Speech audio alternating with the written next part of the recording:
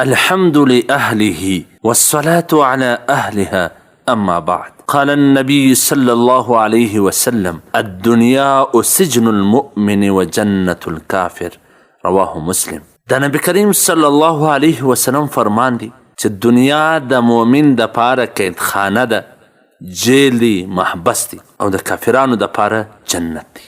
محترم و عزتمنو، په قید خانه، جیل، محبس کې د قیدی خواهشات نه چلیږي، بلکې هغه محبس والا، جیل والا، هغه چې دته څه ورکوي، څه نه ورکوي، ول ورکوي، بدوي نه بدوي، او چې هر رنګ هغه وای هغه به دی کوي، د اختیار نه وي. دغسې د مؤمن دپاره په دنیا کې پر خپلو خواهشاتو چلیدو باندې اختیار نشته. دی به داسې ژوند په دنیا کې تروي لکه په قید کې چې وي، ځکه د ده دپاره د تمناو د پوره کولو ځای، د خواهشاتو د پوره کولو ځای، د همیشه د خوشحالۍ ځای چې کوم دی هغه جنت. او کافر خو د آخرت تمنا لري نه، ځکه الله څه فرمایي: وترجون من الله ما لا يرجون. تاسو خو د الله څه امیدونه لري، کافر خو د الله څه امیدونه نه لري، یعنی د آخرت امیدونه نه لري، د آخرت تمنا نه لري، بس دنیا هر څه ده. نو ځکه دی په دنیا کې هر خواهش ترسره کوي، هیڅ پابندي پر ځان باندې نه راولي، چې څه زړه وغواړي هغه کوي. لیکن په آخرت کې به بیا د دې دپاره قید وي، د دې دپاره به محبس وي، او داسې قید خانه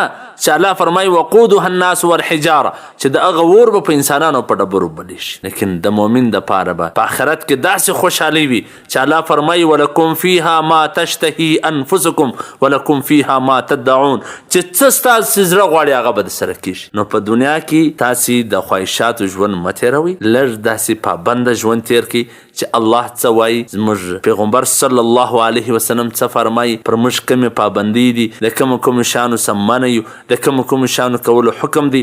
که داسې ژوند تیر کړي نو بیا به په آخرت کې جنت وي، چې څه دې زړه غواړي هغه به بیا ستا سره کېږي. د کافرانو و دې نقش و نگار ته مه ګورئ. د کافرانو په باره کې الله څه فرمایي: لا یغرنک تقلب الذین کفروا فی البلاد.